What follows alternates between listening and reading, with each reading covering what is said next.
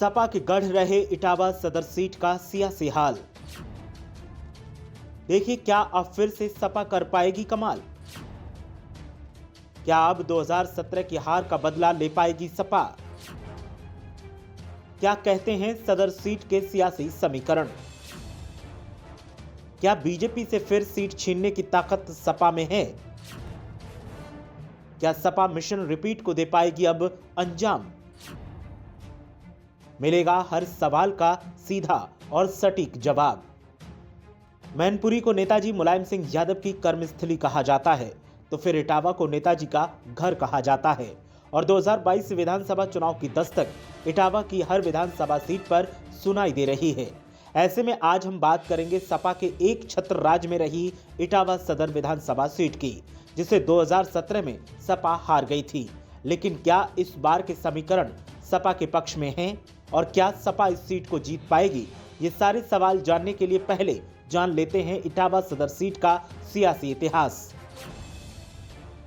विधानसभा चुनाव 2002 में सपा के महेंद्र सिंह राजपूत विधायक बने। महेंद्र सिंह राजपूत ने बीजेपी के जयवीर सिंह भदौरिया को हराया था। 2002 में बीएसपी के प्रदीप दुबे तीसरे स्थान पर रहे थे, जबकि आरटीकेपी के नाथूराम 2002 में चौथे स्थान पर रहे थे। विधानसभा चुनाव 2007 में सपा के महेंद्र सिंह राजपूत फिर जीते। महेंद्र सिंह राजपूत ने बीएसपी के नरेंद्र नाथ को हराया था। बीजेपी के अशोक दुबे 2007 में तीसरे स्थान पर रहे थे, जबकि कांग्रेस के जयवीर सिंह भदौरिया चौथे स्थान पर रहे थे।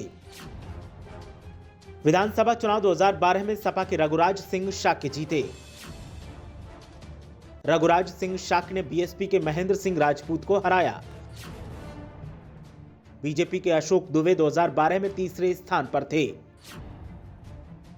जबकि कांग्रेस के कोमल सिंह कुशवाहा चौथे स्थान पर रहे थे। 2017 में सपा के एक छत्र राज को बीजेपी उम्मीदवार ने खत्म कर दिया। सपा को 2017 में परिवार की रार की वजह से हार का सामना करना पड़ा। बीजेपी की उम्मीदवार सरिता भदौरिया ने 2017 में जीत दर्ज की। सरिता भदौरिया मौजूदा वक्त में इटावा सदर सीट से विधायक हैं, लेकिन जिला पंचायत चुनावों में सपा की एक तरफा जीत से सियासी समीकरण सदर सीट पर बदले हैं। जानेंगे कि सियासी मुद्दे इस बार क्या हैं, लेकिन पहले जानते हैं कि निर्णायक स्थिति में कौन से वोटर होते हैं और इस बार उनका झुकाव किस तरफ है। इटावा सदर सीट पर व्यापारी और ब्राह्मण हार जीत का फैसला करते हैं। इटावा सदर सीट पर मतदाताओं की संख्या करीब 3,40,000 है।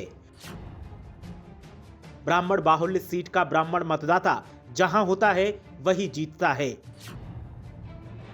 ऐसे में हर दल पंडितों को लुभाने की कोशिश में इस बार भी लगा है।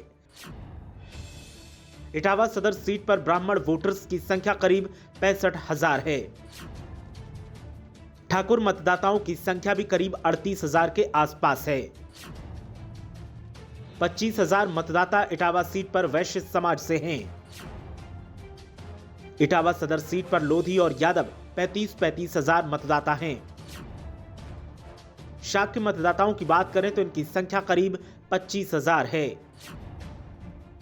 इटावा सदर सीट पर करीब 42,000 मुस्लिम मतदाता हैं। अन्य मतदाताओं की अगर बात करें तो इनकी संख्या 30,000 है। मौजूदा स्थिति को देखा जाए तो सपा के पक्ष में माहौल दिखाई दे रहा है। इटावा सदर सीट भले ही बीजेपी ने 2017 में छीन ली हो, लेकिन अब सपा के पक्ष में सियासी समीकरण संकेत दे रहे हैं। लेकिन देखना यह है कि क्या सपा इन समीकरणों को इस्तेमाल कर पाती है या नहीं। क्या सपा फिर से पंचायत चुनावों जैसा करिश्मा इटावा में कर पाती है या नहीं। हर सवाल का जवाब चुनावी नतीजों से मिलेगा। ब्यूरो रिपोर्ट, मीडिया हलचल।